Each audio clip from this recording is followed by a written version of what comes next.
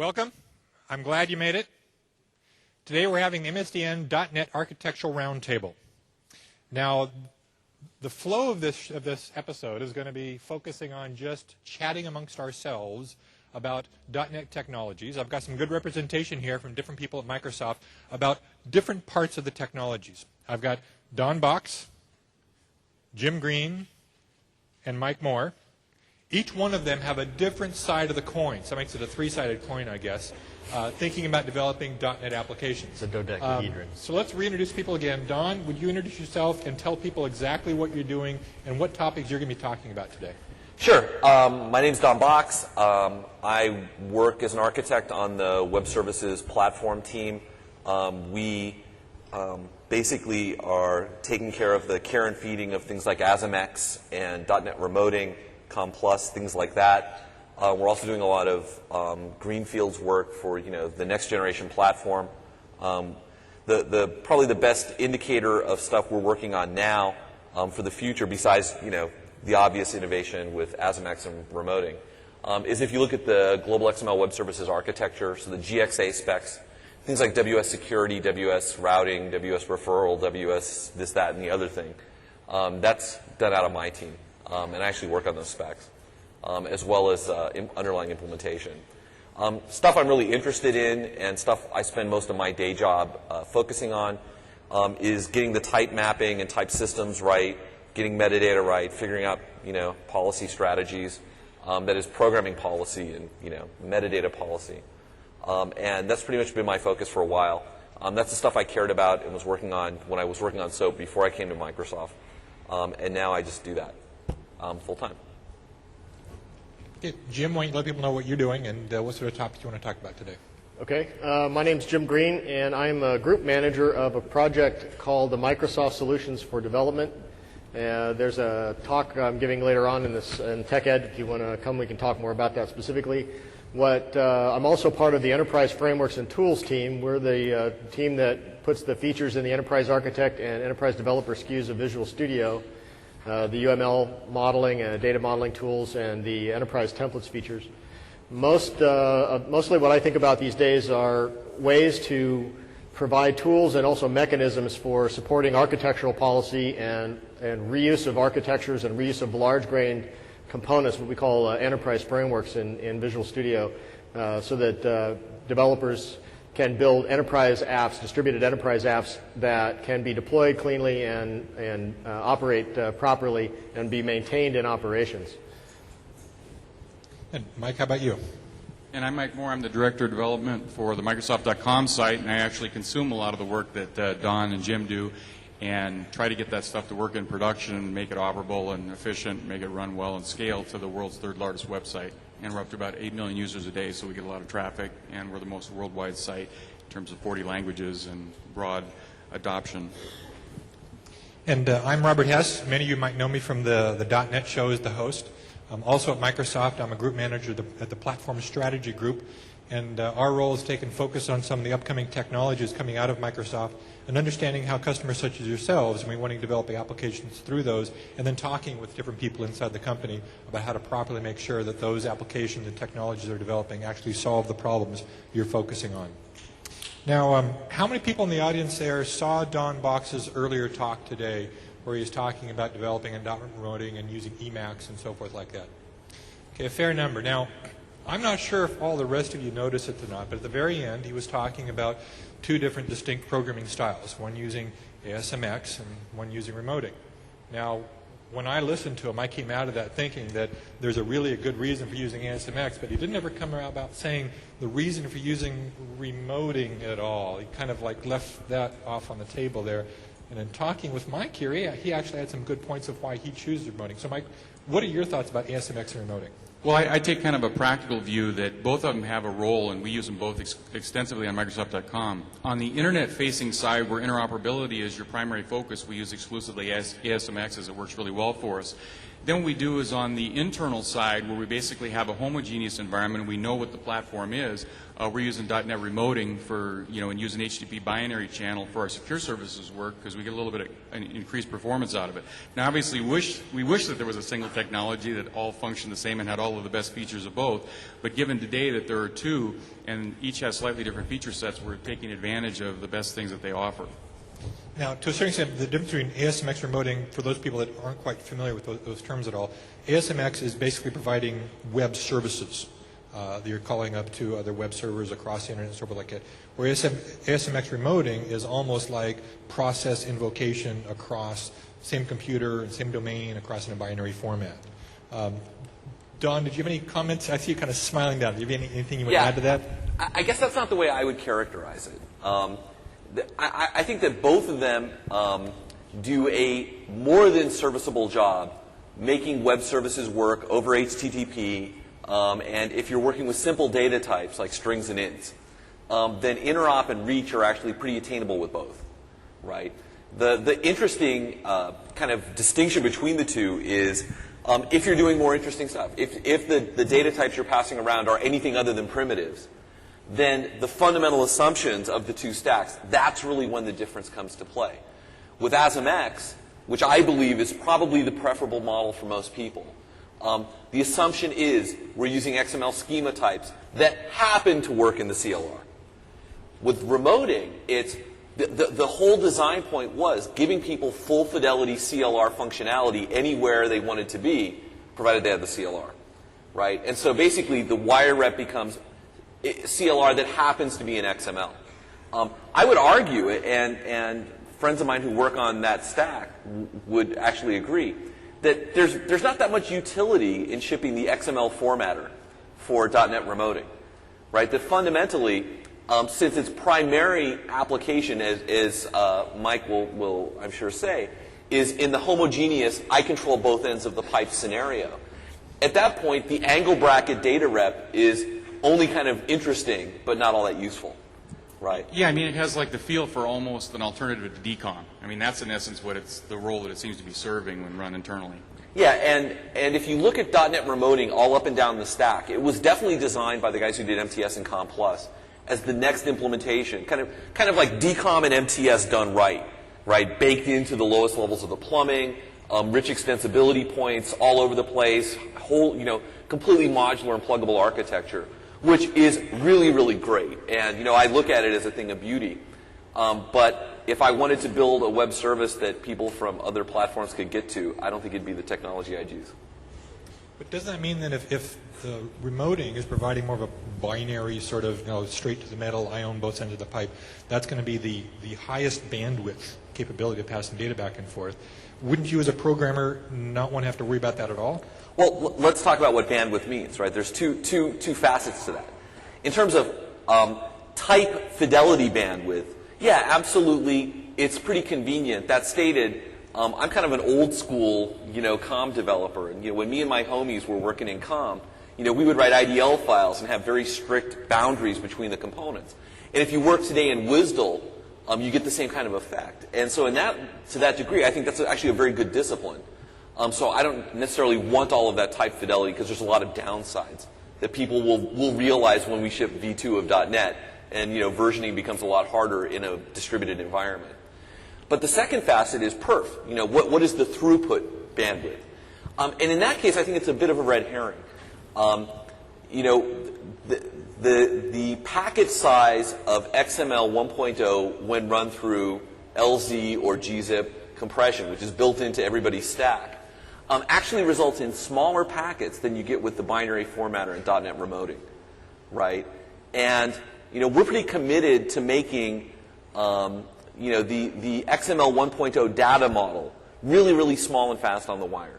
And binary remoting is one facet of that, but I think you'll see even more innovation in that space. And so given that, I don't think you have to choose, right? To me, the high order bit of deciding is what is the dominant type system? Do I care about XML schema and WSDL, or do I care about C# and CLR? And I think that in an ideal world there wouldn't be a difference, but the pragmatic reality is there is. But I think that the characteristics of XML and WSDL are much more amenable to distributed systems than the CLR. And Jim, from a tool story, what's your input on all this?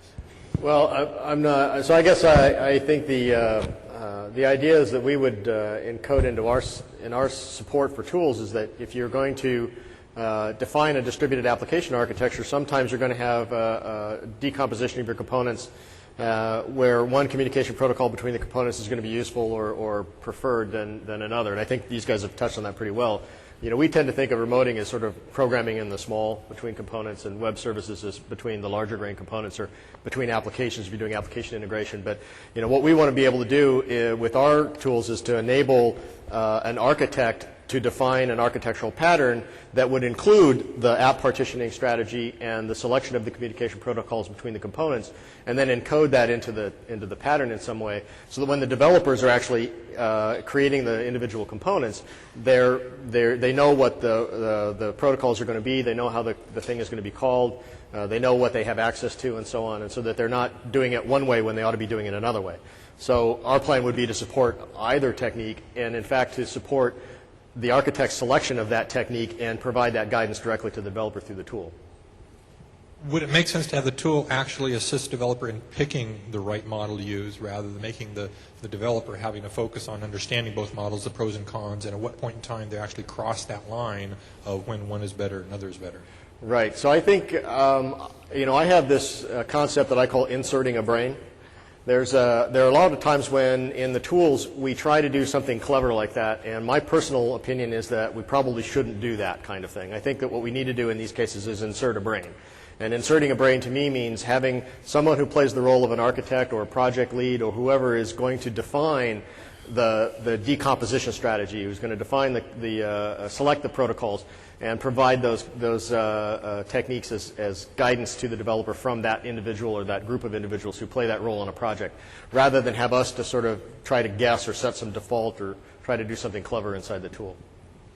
One of the things I would add is one last plug on the remoting side that our operations team does like, is that basically because the configuration of the ports that are used are outside the actual application when you do the between service calls, it's kind of convenient because they can set it up on a TCP port or an HTTP port or whatever else, and they don't actually have to change the URLs or any other references. So basically they can move servers around between their dev, test, and release environment relatively conveniently without having any like fully qualified URLs that are, say, pointing to a production service. So that's been one feature that's been pretty neat. So I'd love to see the richest features of both incorporated into a single solution at some point in the future.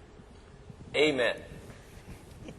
So, I mean, coming down to the point where the developer doesn't have to take and flip a coin at some point in time and figure out what he wants to do, but he's able to do the right thing with the right tool at the right time. So since we've got you all sitting here, and we can talk from the application side of the framework to the tool side and all the way up to some of the future GXA, securities, and remoting, stuff like that, what are some of the things, Mike, that keep you awake at night thinking about Microsoft.com, developing applications for it, the security, the infrastructure, and the flexibility and reliability of the system? Well, all of those keep you up at night, especially we've got the most hacked site in the world, so there's a lot of people spending a lot of time sending denial of service attacks at us, so that's something that's always on the plate that we're very focused on to make sure that our front-end systems that provide security and stuff are also performant enough so you can withstand the upfront denial of service attack with invalid requests and stuff, and then also have the granularity on the back end. But one of the biggest challenges in moving into the .NET Framework world and building these services that we've found is sort of a methodology change, and we finally reconciled it. And that was, I have a development team of about 60 developers, and you have kind of on the one hand a lot of people that are really hardcore object-oriented developers and really love that methodology. You have some more data-centric developers and relational database developers and that are more focused on that. And there's always been a lot of contention between the methodologies. You know, what's better, the relational model, hierarchical data, all this kind of stuff. And the answer is all of those are relevant depending on the problem space. What's cool is we found with .NET Framework and web services, we've actually been able to, for the first time, make all of them happy. And the way that we've done that is basically when we're designing these services, we really start by focusing on the data. So you basically define the schemas for the data that the various services are going to return. And then what we do is we use as a standard for communicating among the services .NET Framework data sets, the serialized version of that, and that way you can talk to non-Microsoft platforms and Microsoft platforms. And when you have a Microsoft platform, you can use all the rich object model of ADO.NET, and you can create through the tools library a C# library that makes all the really hardcore object-oriented guys happy, because then they have a nice programming model to work against. So for the first time, I actually have a team that people are happy.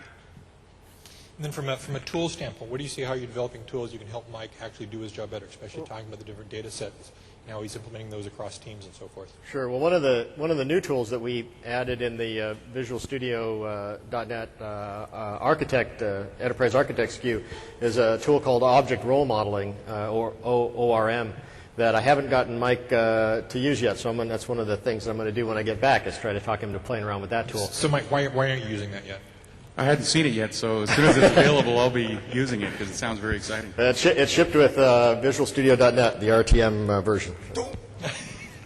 The interesting thing about that tool is that it was really designed to allow the data designer and the business analyst to cooperate in defining the data structures for their applications. And it has a variety of ways of showing you the information. You can look at it graphically, or you can look at it through a set of relevant examples. You can give it a sample data set, in other words, and look at relationships that way.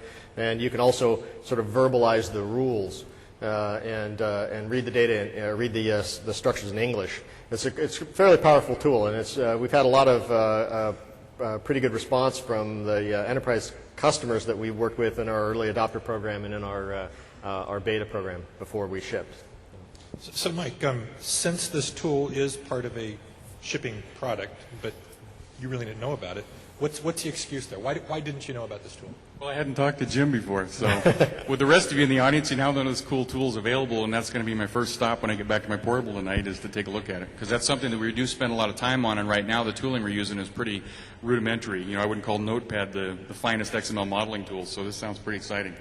Well, the other, let him off the hook a little bit. This is the first release where we've had the Enterprise Architect and Enterprise Developer SKUs. We had an Enterprise edition of Visual Studio in the past, but this is the first time we've released the two SKUs in the Enterprise space, and also the first time we've released the ORM tool. So now I know why. I've got the Professional edition, not Enterprise. Yeah, so you should always buy the most expensive SKU of Visual Studio. So now, to a certain extent, I'd like to see a show of hands in the audience there. How many people feel that they're coming across the same problem where we come out with a technology like Visual Studio.NET and so forth like that, and there's a lot of really great tools in there, but you have no way of finding them. You don't know where to go to. You don't even know about them all, even though they're at your fingertips. Let's see a show of hands. How many people feel like that? So it seems like something needs to be done from a communication standpoint or an education standpoint. Right.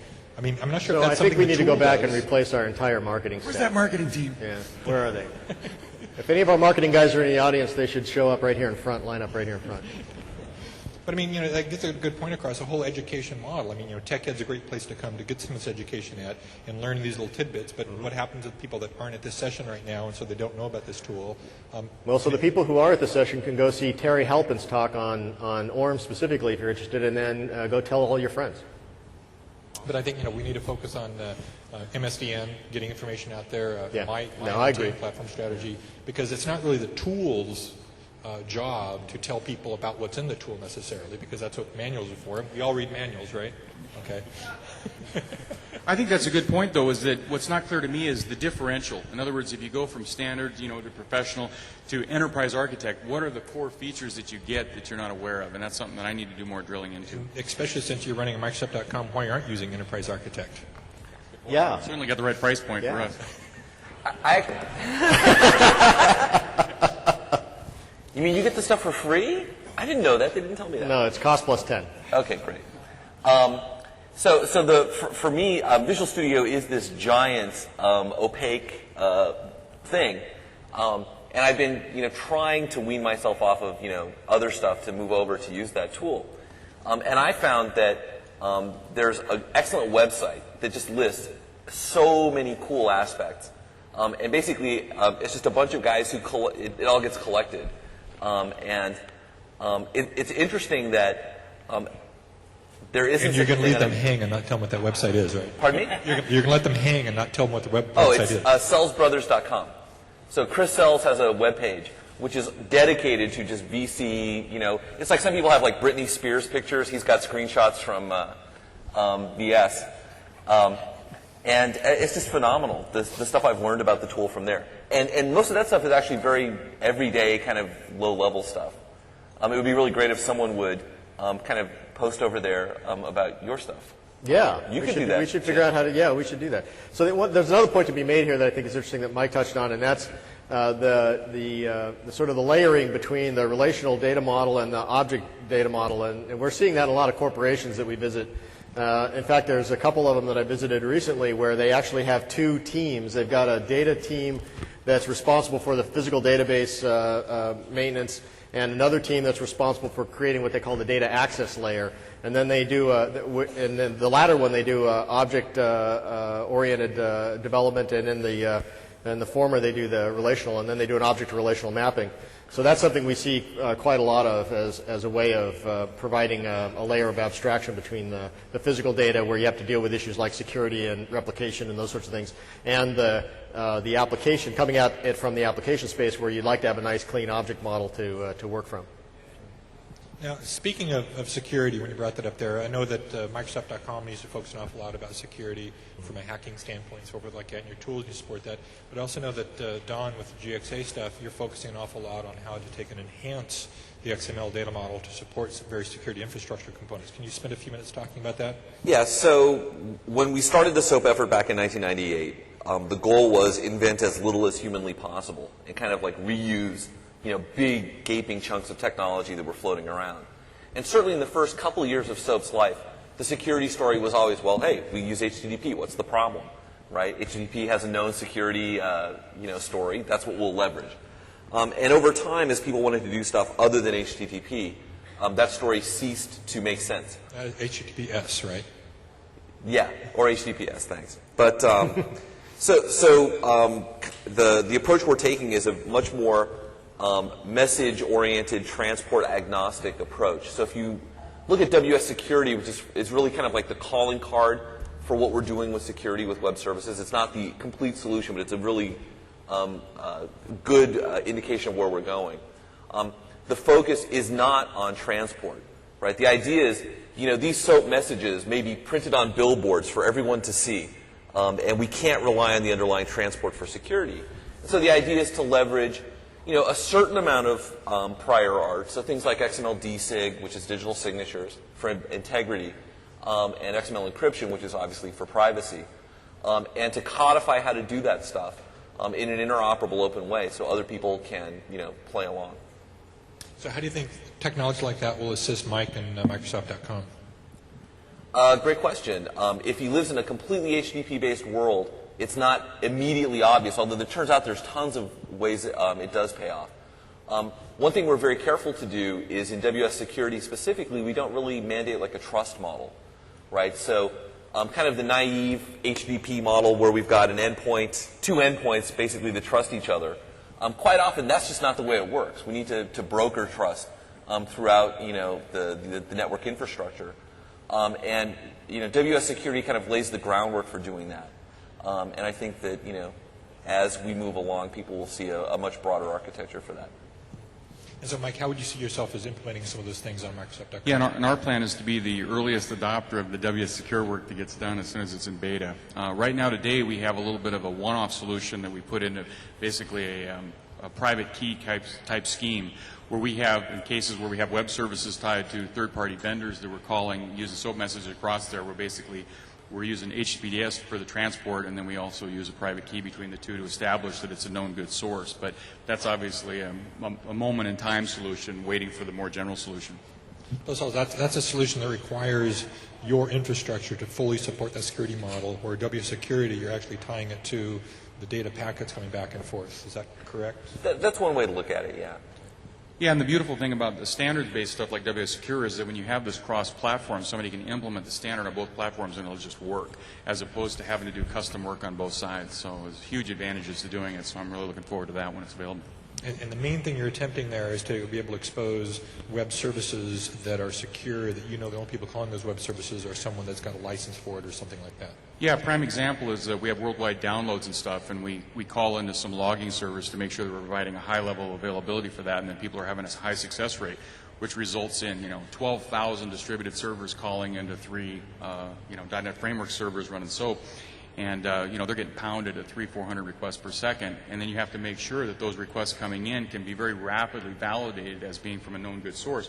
Otherwise, as soon as somebody has the URL, they just turn on one of their stress tools and have a bunch of clients and start sending load against you, and filling your logs with garbage and starting up a denial of service attack. So you have to have a very, very fast way of rapidly seeing the incoming data stream and making sure that it's known good, because the key to surviving denial of service is very high-speed rejection of invalid requests.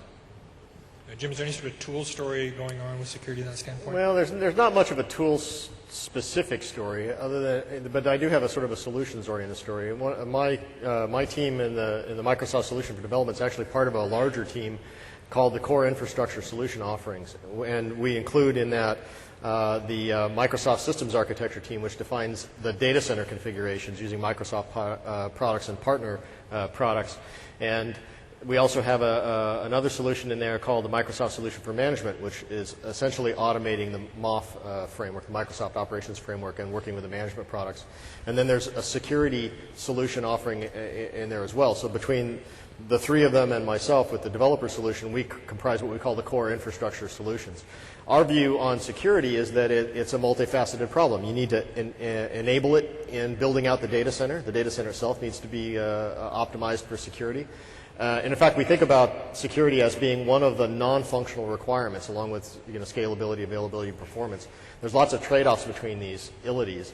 So you need to build out the data center properly. You need to have processes and procedures in place so that you can manage the thing properly. You can monitor attacks. Identify that you're under attack or that you have a potentially security problem. You have to make sure that you have authentication and authorization credentials defined properly, and that people are maintaining those things properly, that you don't have dead accounts lying around that people can come in on and things like that. You need to develop the applications properly to take advantage of all of that. So it's really a problem that involves people, process, and technology, and all those things need to come together. So we sort of look at that as something we need to enable through the core infrastructure solutions, as opposed to something we can put into some developer tools specifically. So another topic besides security would be something like scalability, where Microsoft economies focus on how do we take and actually allow our solutions to scale properly. How do you solve some of those problems? I was going to throw in one more plug on the security thing. It was a kind of a tip for people to make them aware of it, because it's something we didn't realize was available until we saw it publicly. And that was in our secure services offering, what we did is we found that a lot of times people write code and maybe malbehave, like writing the code snippets to the screen and stuff like that and shipping it back to the client and everything. It turns out in .NET Framework you can set up some global handlers. So if you've got services running wild and not functioning properly, you can actually compensate for their dysfunction. Because we're in an environment where we've got 500 content providers on the loose doing all kinds of bizarre stuff. So it's fair to say that with that many people, periodically you're going to have some programming errors that could open up a security hole. Well, the cool thing is that you can set it up globally so you can handle those type of scenarios automatically with a global handler. That way even a programming error doesn't expose all your code and passwords and sign-ins to the internet. How about you? How do you go to setting that up then? I didn't actually set that one up, so I just told people the feature is available. There's a way of linking into, there's evidently a global error handler. Maybe Don knows how you do it. And it can be hooked up to access your own code rather than going to the default one in .NET, which would spool out the error messages to the client. Yeah, so the app domain has a well-known event that will be called in the case of an unhandled exception on a given thread, very similar to the old unhandled exception filter from Win32. And it sounds like what you're saying is that the ASP.NET guys somehow put in a configuration doodad that allows you to declaratively control what happens there, which would make a hell of a lot of sense. Yeah. And I didn't know that either. Thank God I came to this session. Well, we discovered it after one of the errors exposed the person's code on the internet, and so we immediately were digging around looking for a solution, and we found it. So another case of where the tools themselves and the education of those tools isn't always getting out to the right people at the right time. Okay. So on the scalability side, how do you take and deal with some of the scalability issues at Microsoft.com? Yeah, this is kind of a complex problem because there's multiple layers to getting the scale. But in general, what we try to do is on the data tier, no surprise, we have clusters of SQL servers using clustering. We have .NET Framework servers running web services doing data caching, and that's also in clusters as well, where they do primarily data processing. And then out on the internet side, that's where our actual web servers live, and they're like high-speed UI generation servers, and they have where most of the logic lives and stuff. So if you're going to have failures, it tends to occur on those machines, and they're completely stateless, so you can pull them in and out of rotation. The other thing we do is take advantage of the .NET Framework output caching features, such that if you have an operation that's used at a very high transaction rate, you can cache the resulting HTML, and then you're ready to go the next time that request comes in. And then we use GMT to synchronize that across the farm. So basically, you can put an absolute GMT expiration on any of the data or the output cache results, and then those will refresh after they expire. And then we put in a little bit of extra logic to check to make sure that we can get the new copy of the data from the back-end database services before we actually expire the front-end cache version.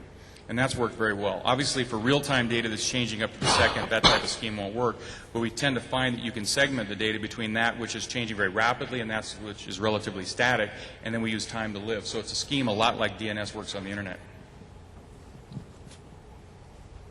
I'd comment something intelligent there, but since I was changing all the stools, I didn't hear anything that he said. Hopefully you can. It sounded really good, though. So, yeah. Actually, I have two questions. One is an observation about what you just said, which is it's really interesting that in classic HTTP GET applications, those caching strategies are just a natural, right? They kind of just fit naturally into the model. It's really interesting that in a web service-based world, one can't make the same global assumptions about the way things work. Well, what's interesting is you actually have kind of a two-level cache. So what you have is on the web service layer itself, where the service cluster lives, what we find is there we cache the most commonly reused data across a broad range of clients. So what you found is, say you have something like a product catalog. You may find that 10% of your catalog gets, 80-90% of your traffic. That ends up sitting on the web services cluster cached for maybe an hour, 2 hours at a pop. And then on the web servers, maybe you only cache it for 10 minutes. So that's where you can actually get away with that. But you're right, on write scenarios where you're updating customer data or something like that and you're going to do immediate read after write, and those type of schemes don't work. A lot of times on those, what we'll do is store some of the data, like if you have an IE5 client, you can use the user data object and store the most recent cache data client side, and then you don't have to make a round trip to the server at all. So we kind of use a hybrid of server-based caching and client-based caching to get the scale up. Well, so I'm curious, when you did caching of web service responses, what techniques did you use to make it work? We're just taking ADO.NET data sets, storing those into memory, and then basically when the next request comes in for that call, just shipping the data set back. So in that case, what you're doing is at the application level, yes, you're implementing the cache. Yep. What would be great is if you could do that declaratively, to say that, for this particular range, class of requests, this response is just as good as any other one. Without a doubt. Yeah. Without a doubt. The cool thing is the stuff built in ADO, like it has GMT-based expiration and some offset-based expiration, those things are pretty cool. The one thing that it doesn't have, just to make you aware of it, the reason why we had to extend it is that it has a discard-first implementation, which basically means it discards what's in the cache and then goes to the back-end source to reread. Well, if your back-end is down, then you don't have a copy. So what we do is we read first to see if the back end is still alive, get the cache data, and then discard the front end cache and then refresh it. And that's actually worked pretty nicely. And as long as you don't start creating too big a memory footprint, that model has worked really well for us.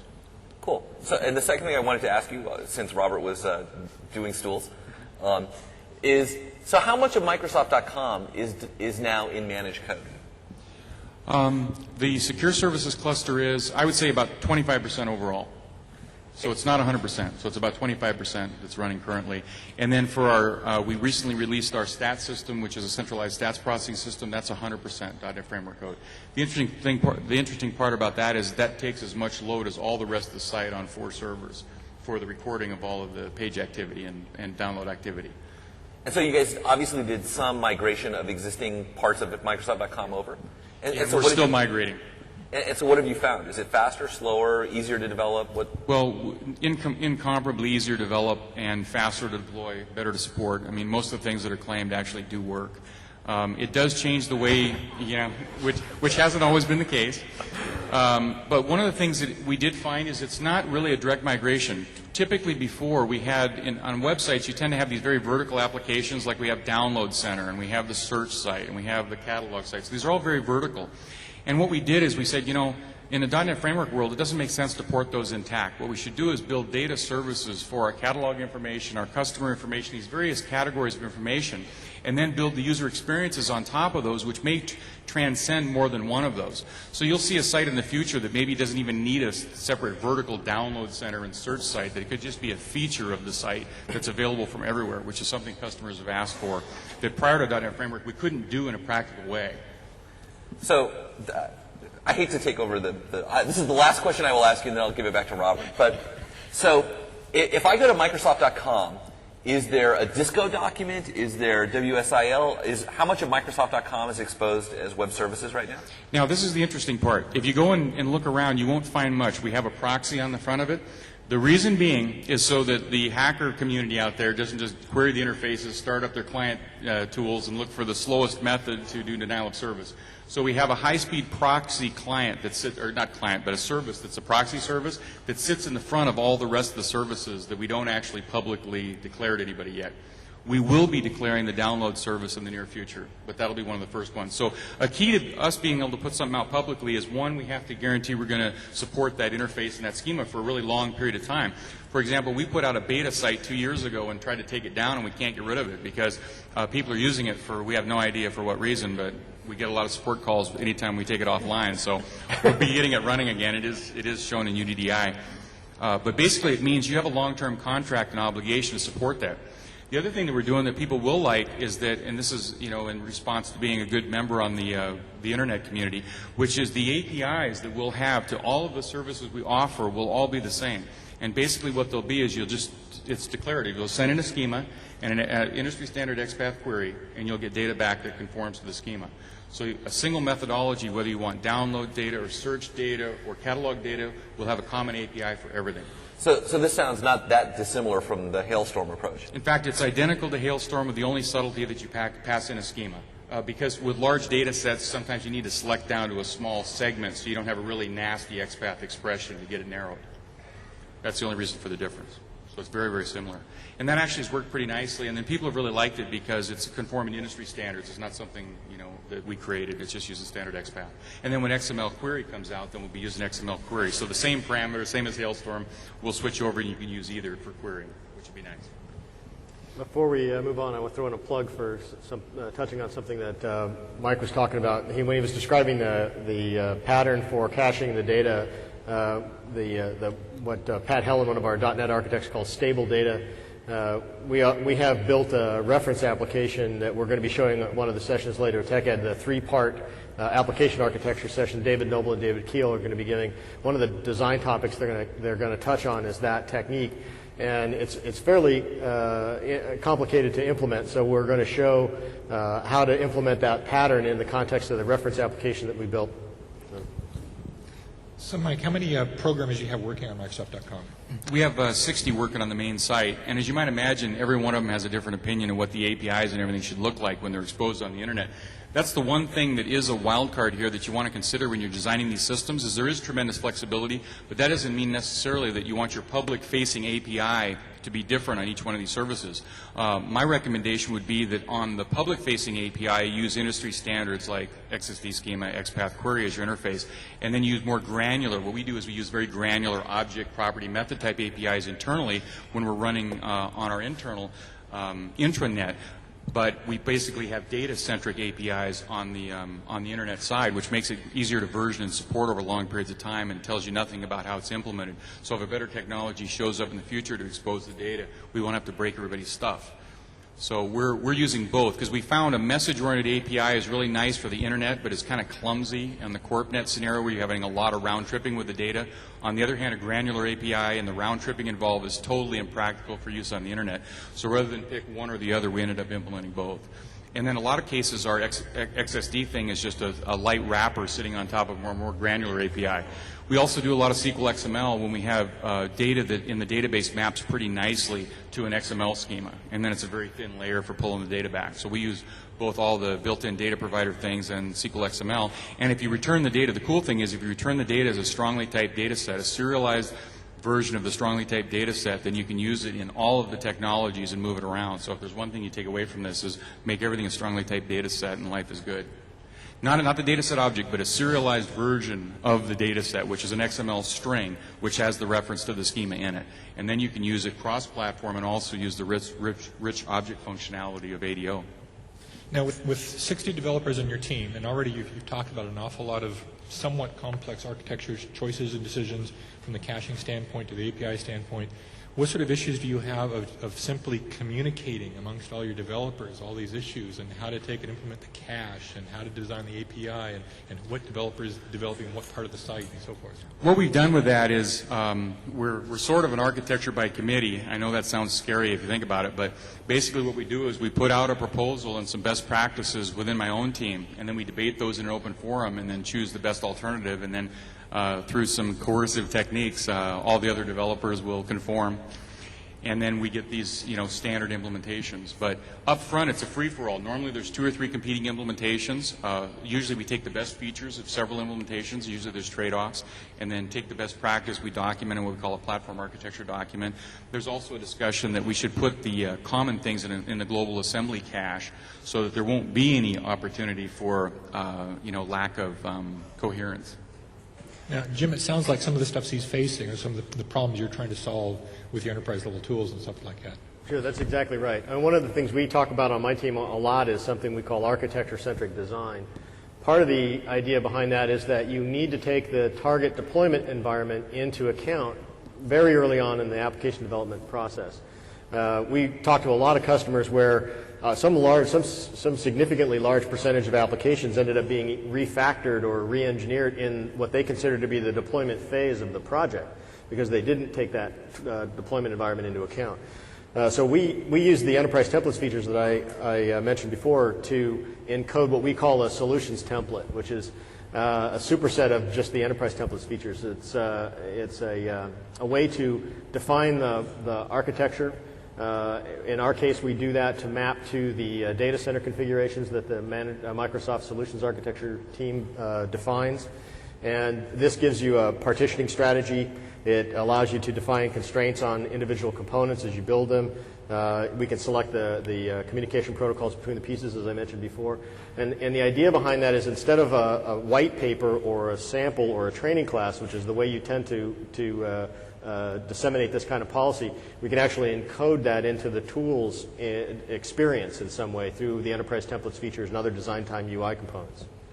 So it sounds like you still got to do the work up front to decide on which architecture model you're going to use and have a brain behind it. Right. Somebody has to do that, and we do that for our data centers. For the, like I said, the MSA data centers they have 4 different scopes of data centers that they define. There's a departmental data center. There's one they call the enterprise data center, which is really an intranet, enterprise-wide scope, internally facing data center, similar to what we do in our own IT group with applications inside Microsoft.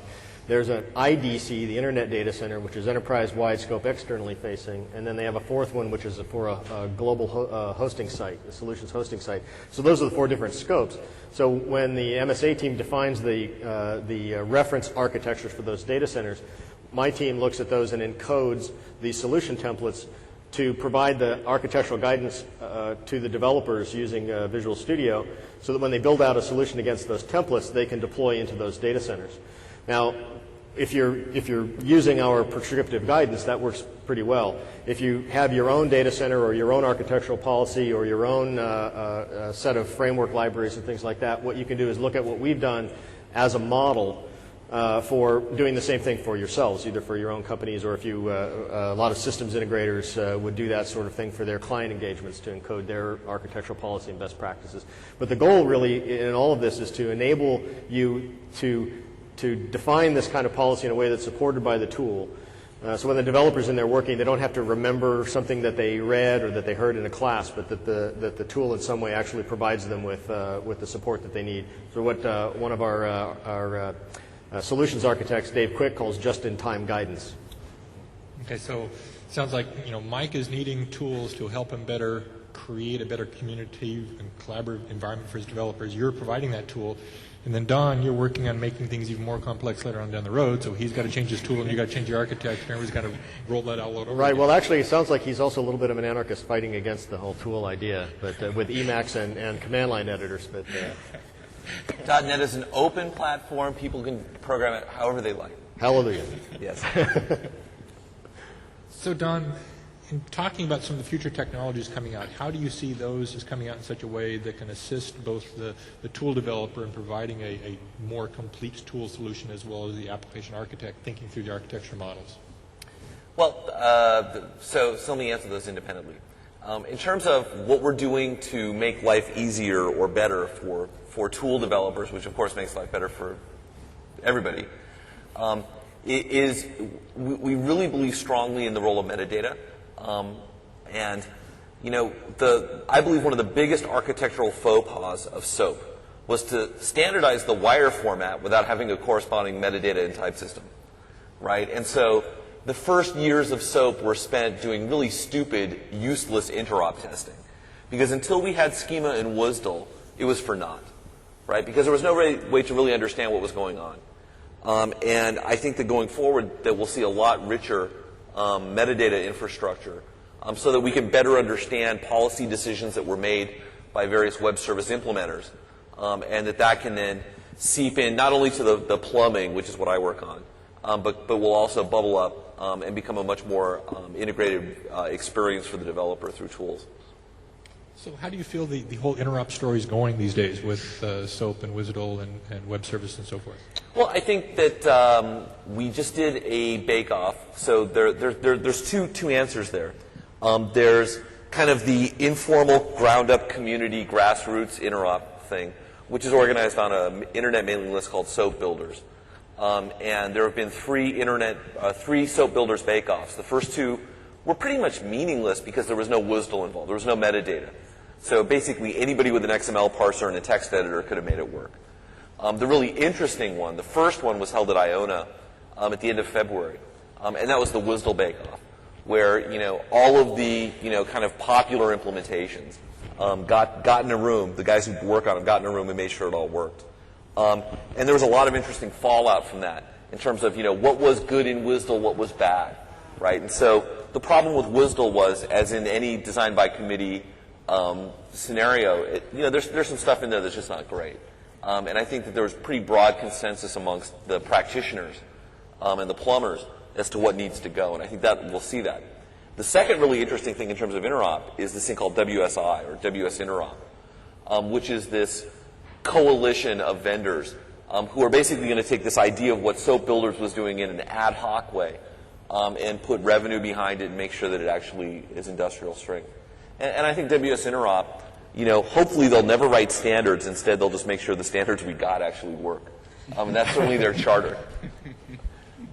So, Mike, speaking of interop, you're probably at one far end of the spectrum. You would think that Microsoft.com would have less to focus about interop than almost any other site out there. What are some of the interop issues you've got with Microsoft.com? Well, I think that's kind of interesting because our number one web service in terms of volume by far that we have shipping is actually the first one that's interoperable. And we have 12,000 servers from an unnamed vendor pounding the heck out of three Win2K servers running .NET Framework. And those are doing SOAP calls across dissimilar operating systems at an extremely high rate, and it's working awesome. I mean, it actually works. Now, granted, they don't have a really complex relationship of data that they're passing back and forth between the two, but they have some, reasonably rich metrics about what the download was and how long it took, things like that.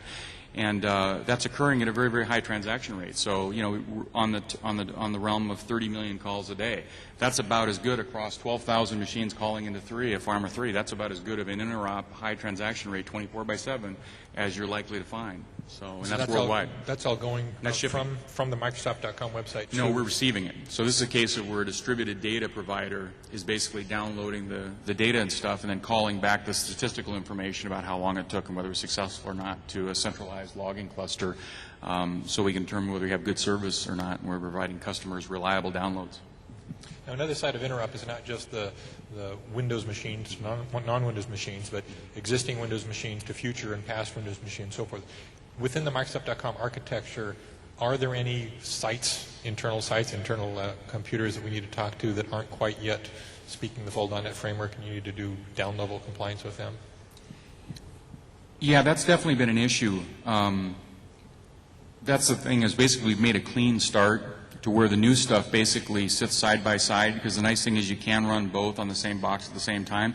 So what we've done is, like the new generation download service and user experience will be running side by side with the existing one as we make sure everything's working properly, and then we'll put in a redirect transition over, and that'll be the end of it.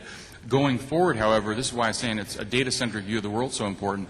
All we really have to do is the interface that we have, which is Hailstorm-like, plus a XSD schema, is immutable, meaning it won't change throughout, at least throughout the foreseeable future. The stuff in it may change, but the actual parameter passing won't be changing. That way, all we've got to do is version the schema of the data that we provided day one and make sure that anything we do going forward is upward compatible with that and life is good, as opposed to trying to keep track of all the various versions of components that might be in work that are providing the data coming through that. So as long as we adhere to the contract of what the method signatures are and the data that's returned, it's much more straightforward than in the past, say if you had 20 or 30 components and some dependencies on those, and then you were trying to version all those simultaneously to get them to work. So I think this data abstraction layer, which is giving you this nice data independence, is really paying off for versioning. Again, we haven't shipped enough to really have proven it, but it certainly looks a lot better than what we've done in the past. Okay, Don, you're almost jumping out of your seat over there. So. Well, yeah, you really piqued my interest. So is what you guys are doing, are you guys actually writing XML schemas and WSDL documents as the public contract and then kind of getting the code as a side effect, or are you just, how are you doing Well, what we're doing is we write the schema first. So we basically write the schema that we're going to do up front prior to building any code. And then what we do is we build the service that then provides the data that fulfills that schema. And Microsoft has policies against employees kissing one another, right? Yes. So, I mean, and to be honest with you, we actually have a global data dictionary and a data model before we build the system. And that's something that's, typically not done. Typically it's kind of after the fact documentation. But with a distributed system, you can't make it integrate if you don't do this stuff up front. I mean, trying to patch this stuff together later just doesn't work. You basically have, it's like kind of like when we built the site for internationalization. We used to bolt that on in the last couple of weeks, and we found that it was a total hodgepodge. We really started to think through it and said, you know what, in the world of distributed systems, integration is a necessity. You can't have these monolithic systems anymore. Computer science is returned, which basically means that you got to think through the interface and the data exchange among all the services up front. And we've actually been doing that, and it's made a huge difference in the quality of our lives, and the stuff actually works. Because you can have teams building things in parallel. They already know what the interfaces are going to be. They already know the APIs. They already know the data is being exchanged. And we have a case where we actually have a vendor writing to our APIs and schemas when we have nothing implemented yet. And so that stuff will actually bolt on and work day one because the interface is defined and the schema is defined. So now, will it be performant enough and scale and all the other things and serving up that data? We've got to work that part of it, but they will not have to change a line of their code at all when we finish the implementation, which is really neat when you contract out, say, a third party. So you've got an agreement and a contract on what the interface will look like up front and what data you'll exchange. So that's completely 180 degrees different from what we did a year ago. So we've really reinvented the way we build software. And what brought around that change? It's sort of inherent in building distributed systems. When you're going to have services that are going to tie up to various interfaces, UIs, in different ways that you didn't think of before, you have basically a world's, a large distributed content management system, if you think about it. And you have to have, if you don't have agreement up front between these, you'll have duplicated data, inconsistent definitions, the wrong data types. It'll be a nightmare for somebody to resolve later. You just can't make it work without thinking through it earlier in the process. Was it a painful and slow process to come to that switch, or was it like an aha moment that you had? It took several months. We were looking at how to build, how to handle the content, how to deal with the problems that we had, and and a lot of head scratching and a lot of suffering trying to do it in the monolithic way that we'd done in the past, which is to basically just start hacking away day one, writing your ASP page, and then hoping it all comes together in the end, to realizing, we're going to have a catalog schema that's going to have to talk with a customer schema, that's going to have to talk with a download schema. If we don't figure out how they're going to exchange data and that the types are going to be consistent among them up front, it's not going to work. And if we don't have a uniform querying interface across those, a user won't be able to query, say, for I want all the white papers and all the downloads for Windows 2000 server in one query. There would be different APIs, there would be different return results, it wouldn't work.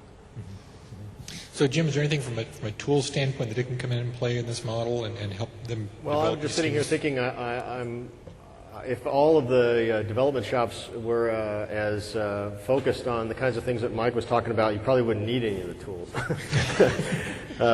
You know, I guess I'll come back to the point that I made earlier. The thing that you need to do is you need to think about, when you're building a distributed system, you need to think about the partitioning strategy, you need to think about the communications between the pieces, you need to think about all those things up front before you start, you know, wildly implementing code. And that's what you hear Mike saying, and that's what, you know, we feel is true based on a lot of the interactions we've had with our customers. So again, what we're doing in the tools is just attempting to help people think through those problems and encode those policies and best practices and patterns into the tools in some ways that maybe are a bit different than what you've seen in the past.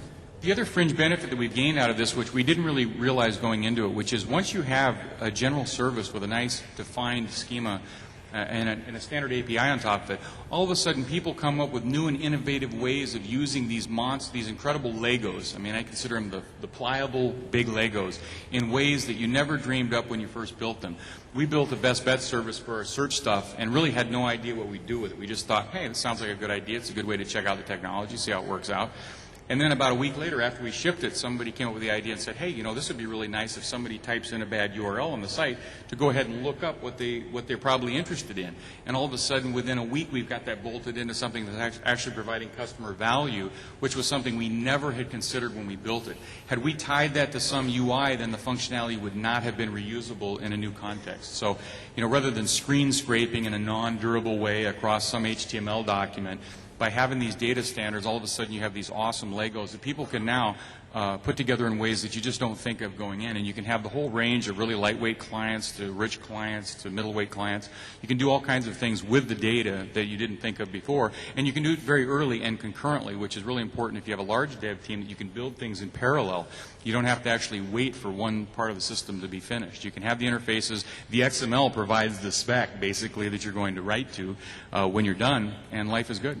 Well, thanks. We did something interesting with one of the samples. Some of you maybe have seen the Fitch and Mather Stocks sample app that shipped with VisualStudio.net. When we architected that app, we separated the presentation tier from the business logic tier and so on, following sort of those guidelines. And later on, after we shipped that, we started working on the reference application that we're building as part of our solution. And the scenario for that app, it's a personal financial portal site that you go to that aggregates your financial information from your brokerage site or from your bank or your mortgage company or whatever. It gives you kind of a personal net worth statement. And so that site actually interacts with other websites that provide the data as web services, what we call foreign service providers. Well, when we were building out this reference app, we built a simulator to simulate those foreign service providers rather than build out full-blown sites. But we thought, you know, we've got this Fitch and Mather Stocks example that is an example of a brokerage site. Wouldn't it be neat if we had that be one of our service providers to this personal financial portal? So what we ended up doing is we built a web services front end that talked to the business logic layer of the Fitch and Mather Stocks app without touching any of the code that we wrote for Fitch and Mather Stocks, and turned it into a service provider for this personal financial portal site. So I think that called out two things. One is if you architect things in the proper way, you get that kind of reuse opportunity. And the other that was interesting. This is how easy it was to take a web service front end and put that on, graph that on there without having to touch any of that code. Okay, thanks. So we've been up here talking for about an hour now about different architecture aspects that we've been dealing with inside of Microsoft, how our own technology has been trying to face those. What I'd like to do now is we've got a microphone in the front of each aisle. I'd like to have you come up to the microphone if you've got a question and ask a question of the panelists to see if they can respond and target on things that are specifically focusing on issues that you're having in your own application development. So over here. Just keep talking. He'll bring the microphone up. He's got the volume in the back. Okay. Oh, wow. In talking about implementing security across web services, can we assume that this is for .NET implementations and Microsoft implementations of security, because SOAP itself in its current version is sort of working towards defining security protocols, and if so, how will Microsoft adapt to whatever standards are published in version 2.0 of the web services standards? So the XML protocol working group, which is a piece of the W3C that's responsible for care and feeding of SOAP, does not have in their charter any real security infrastructure for SOAP 1.2. which is the version that should be done hopefully this year. My understanding was that I think version 2.0 is supposed to include security, or is that not right? So in the W3C, version 2.0 is the bucket where everything we wish we could do but can't get done will go. I'm sure you've experienced this kind of thing in your life before. I think it's way too early. I did time for a year and a half on the schema working group back in '99 and early 2000. And my experience there was saying we'll do it in V2 is really meaningless. For example, XML schema, I don't know that there will be an XML schema V2. Quite honestly, I don't know that there will be a SOAP V2. My guess is the arteries will have completely hardened by the time SOAP 1.2 is done. And there ain't going to be any will on anybody's part, to open that big wound and start scraping around again. Now, that's a Don Box guess, not a Microsoft position, right? Is there a difference? I didn't know there was a difference. Okay. Part of my employment contract says everything I say is normative for all of Microsoft. So, no, I don't know. You got that contract too? Yeah. No. Those are hard to get. Last follow-up on this. Since there is no real anticipated standard for XML itself, when you guys come up with your final model to protect against DOS attacks and things like that, is there or will you be publishing a white paper on the subject? Probably several. Please, thank you. Yeah, all the work being put into the GXA and database security and DBus writing, stuff like that, is not just a Microsoft proprietary sort of thing we're focusing on, but it's definitely something we're talking with other companies. This was the WSI organization specifically focused on working with IBM and whomever to make sure that what we come up with is part of a committee that they deal with too. Yeah, I mean, the GXA work is done at Microsoft, and then we bring in, other players in the industry. A great example of this is WSIL, right? WSIL grew out of Disco, which was done in the VS team. And then, we kind of beat on it, brought in some IBM folks, and now if you look at WSIL, which is one of the GXA specs, IBM is a co-author. And, eventually will that go to the W3C or IETF or some other standards body? Yeah, probably, but I think the high order bid is really getting the vendors to converge on a single strategy and a single technology stack, at least on the wire. And that's really what we're focused on. Having a standards document you can point at and say you should be doing it that way is one thing, but actually having bits on your machine that function that way is another thing completely. Ultimately, bits win, right? Because the W3C has tons of full recommendations which were ratified years ago, which nobody cares about. Right? Yet there are other things like SOAP 1.1. SOAP 1.1 is just a W3C note, yet, you look at the internet traffic, and I'm guessing it's probably getting close to, maybe double digits, this year. And why is that? Because there were bits, right? We ship bits, IBM ship bits, everybody has SOAP 1.1 bits, even though it's not really a full standard. Yeah, and the bits win thing is a normative policy across all of Microsoft, by the way. Yeah. Yeah, the one comment I would also make on that, which is, again, I'm in the bucket of people that have to, have something shipping today. What we had to do with secure services, which we just shipped about, a year ago, and then have added some functionality to it while we're waiting for the standards to evolve, is you have both the first part of the security piece, which is making sure that the caller is valid when you're going across multiple services, and then secondarily is the user authorization against, say, a large data set. That's the other wild card in the authorization that throws a monkey wrench into it, which is when you're going against a database with millions of rows in there, how do you do the ACLs in a practical fashion, especially if different services have different ACLs for users across different types of content. The mechanics of how much data would have to be passed around became, in our case, impractical. So what we ended up doing is in .NET Framework, we have this cool concept known as a custom principle that you can expand on your own. So what we do is when the user comes in, we make sure, yes, they can go to the service, they can make these basic method calls, they can read, they can write, they can execute, and then we basically delegate this to the service itself to say, okay, does Mike Moore have write privileges to Windows 2000 server row, 2,486,000, and what other rows surrounding that? So you have row-level granularity, and we do that by using a custom principle, and that's been a good solution and an elegant one. And obviously there'll be better things coming down the road, but that's what we currently do today. Okay, thanks. A question over here? Yes, I want to bring you guys back to when you were talking, like Don was discovering new features he never heard of until today. Like everyone else, we have that same problem. There's tons and tons of new features that come out, and you were talking about, well, how do we make this known? You guys did that. You have your start page, you have your downloads page, and everything else. Even MSDN used to have a way of setting up a page where you sort of like your personal page. Did you guys stop that, or what happened? Remember MSDN.Microsoft.com had like you could set up your front page a certain way. Did that go away? All of a sudden, don't remember if that even works now. It wasn't my team that took it away. Okay. It was one of my favorite features, actually.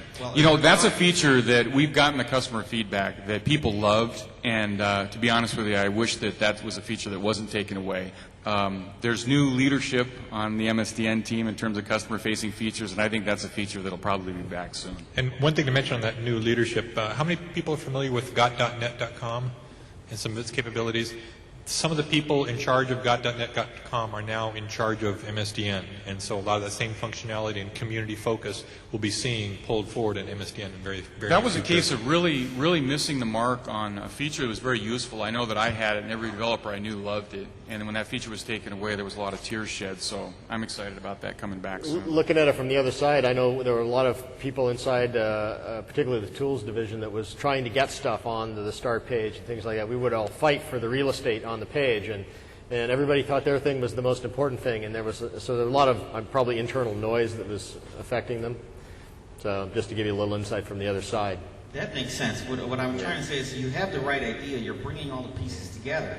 That the start page, again, could be something that consumes the web services that provide information that we care to know about. It's like, well, I'm doing, I'm like on the data track, so to speak, so give me the new stuff every time I start up. Did you know you could do this?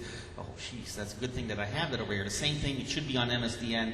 It's the same service, the same. In other words, it's all the right track, but let's see it in best practices used by you guys as well.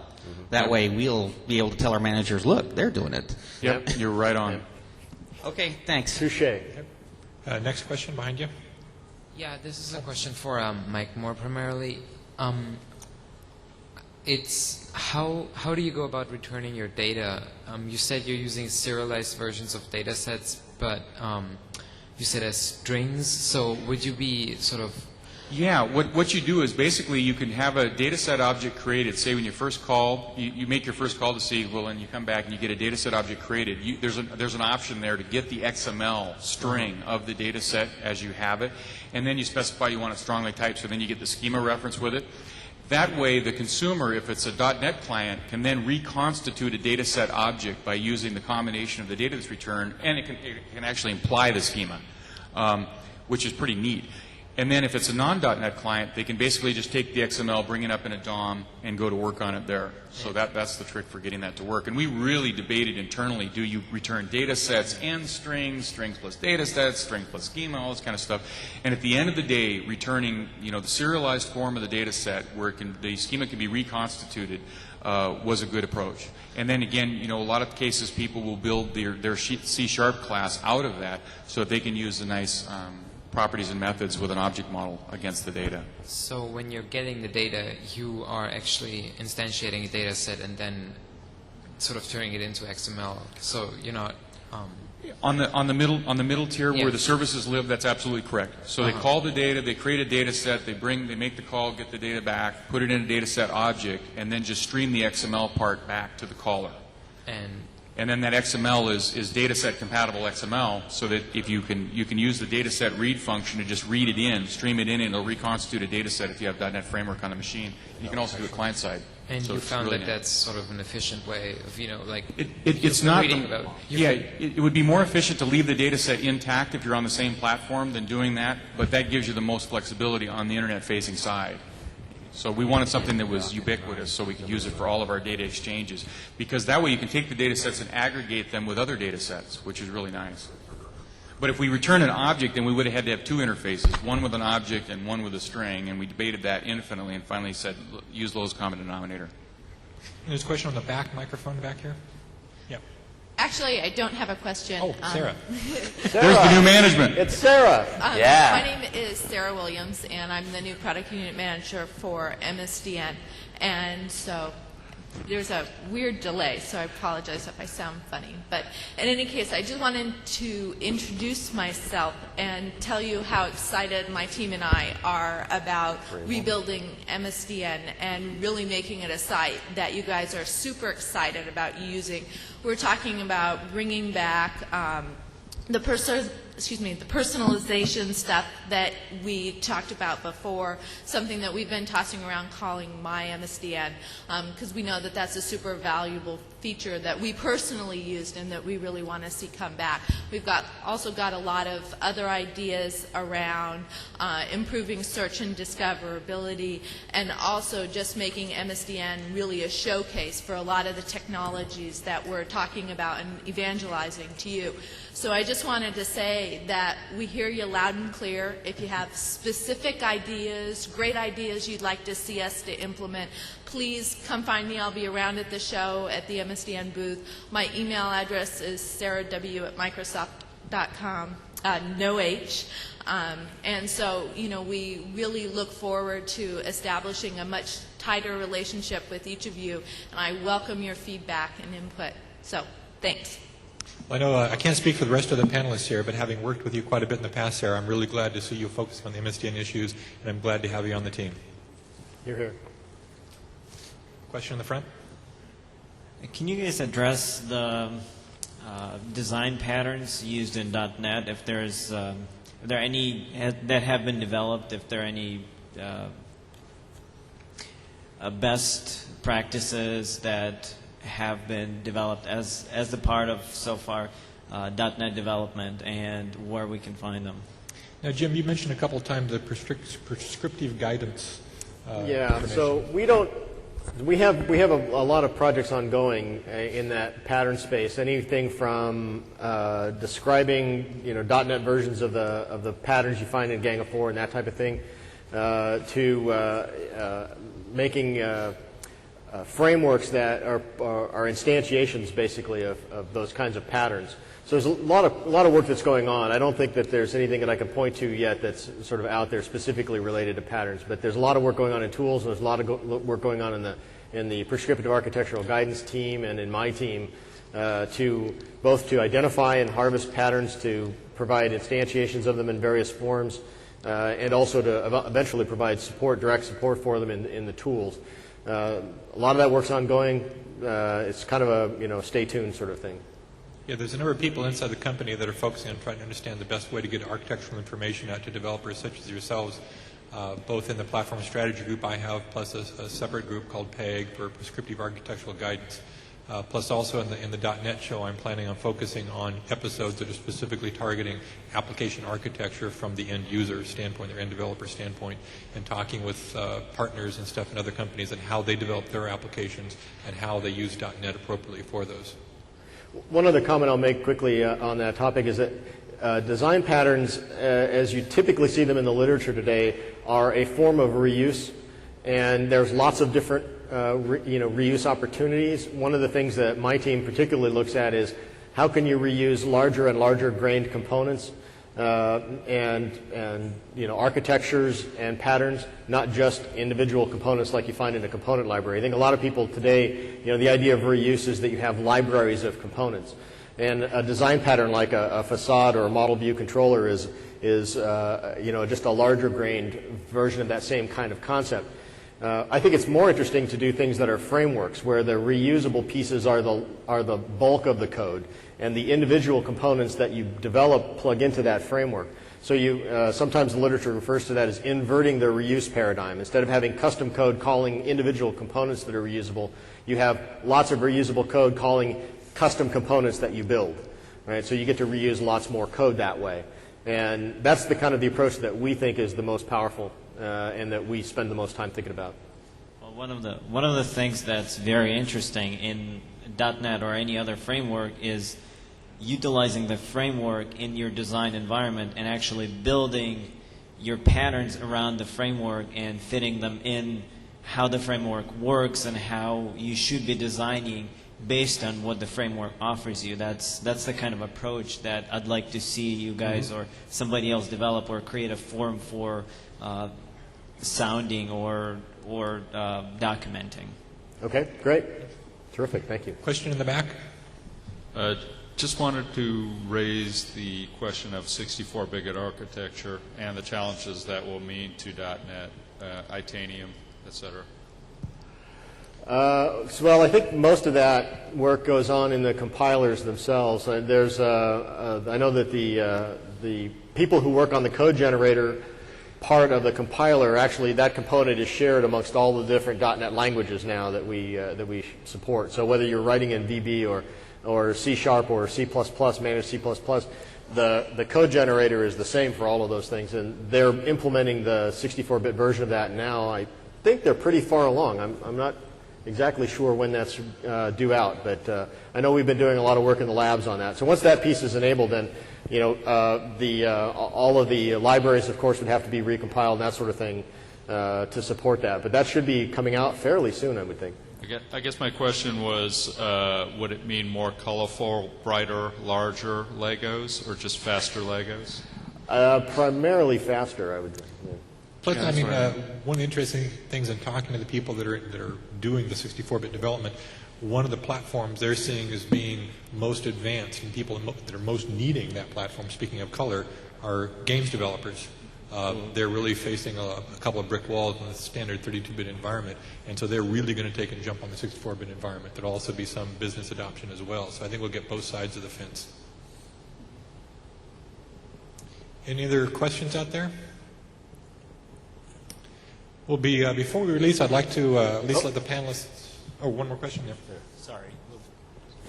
Sorry. I was just wondering how you've talked about a lot of enhancements to be it templates or updated standards, that kind of thing. How do you see that being deployed now that Visual Studio is out? Via service packs, some other method? Yeah, there's a couple of ways. I mean, the work that my team specifically does for solutions templates and some of the frameworks that we're developing and things like that, some of which we'll be talking at later sessions in the TechEd this week, will be delivered either through service engagements with partners or through MCS, but they'll also be available on MSDN Universal. So we don't have to wait for a box release of Visual Studio in order to be able to provide them to the field. Now, having said that, some of those components will also show up in the box releases, right? So when we do, my plan of record is, as we produce this kind of material, we get it out when it's ready rather than waiting for the box. And then when the box does come out, we'll put all that stuff in there, and then it'll just become, a part of the SKU, the product, and then we'll go on and do other ones. Right? That's sort of an idea. Okay. So before we close off, I'd like to give the panelists, and Don unfortunately had to leave early. Don Box has left the building. I'd like to give you a chance to take and give the audience any takeaways you think are important for them to understand about the specific technology you're focusing on. Sure. Well, I guess I'll come back to the point that I made at the beginning with regard to architecture-centric design. Particularly for building large-scale distributed applications, you really, really, really need to talk to your ops guys, the people who understand your data center. You need to understand the architecturally significant characteristics of the data center and think about how that impacts the application architecture. And if you're interested in something like what we think of as a product family where you have reuse opportunities, then we think looking at something like the templates features and building reusable frameworks is a great scenario for you to look into, and hopefully we have the support in the tools and upcoming in future releases of the tools to support those kinds of scenarios. So I guess I would look at, don't wait until the end to start thinking about how you're going to deploy the app. Start thinking about it at the beginning and figure out how to factor the functional requirements into an application architecture that's designed to support the non-functional requirements. So that's really my big takeaway, I guess I would send you off with. I agree with virtually everything Jim said. I thought that was really good. A lot of the things we do focuses around our ops team and everything. I would add, looking at your dev, test, and release environment and getting your services ready to deploy in those environments and configurable in a relatively straightforward way. Working with the ops people is super important. Like even recommendations they'll make to my team, such as that we want all remote references that are in the config XML file to be at the top, so that when we're diagnosing a problem, it's at the top of the configuration and not 200 settings deep. are things that really are of great value. So we have design build teams that kind of work together during the development cycle.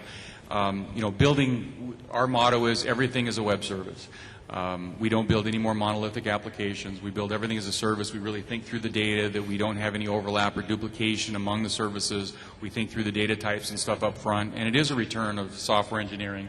There was a little bit of a lapse there for a couple of years, as people were just cranking things out as fast as could humanly be possible. But as you go to a world where you want to have durable interfaces, not just URLs which have 4 or 5 redirects over a period of 5 years, but agreed upon APIs, agreed upon schemas of data that are exchanged that are going to stand the test of time and be durable across businesses 24/7. A lot of thinking into the data relationships is important, and I would leave you with that. Okay. Oh, and the last thing is the transport. When in doubt, use ADO.NET data sets to move stuff around. That's kind of the core methodology of the framework. It also, like I said, in that serialized form in XML gives you a nice feature. Also use granular APIs for your internal work, so you can have nice, clean programming model for working with your data. And then when you're on the internet-facing side, go with more of a message-oriented or a blockier style API to aggregate those calls up, so you're not doing a lot of round tripping. Those are kind of some key areas that we really focus on. Okay, thanks. Thanks, Jim. Thanks, Don. He's gone, and thanks, Mike. As a closing statement, one thing I'd like to point out to you is in your little schedule handout sort of things, you notice a lot of the different session tracks have a little blue dot next to them. What's happened is the MSDN team has looked through all the tracks here going on at TechEd and have identified the ones that they think are key to understanding the .NET architecture. And so they've identified what they call the .NET architectural fast track. And so if you're really interested in understanding .NET from an architectural standpoint and how you can develop better applications with it, those are probably the sessions you want to make sure you attend. So take a look at your session schedule, look at the ones with the blue dot on it, and try to identify to make sure that you're going to at least hit those while you're here at TechEd. And thanks for joining us. I hope you enjoyed it and had a good education.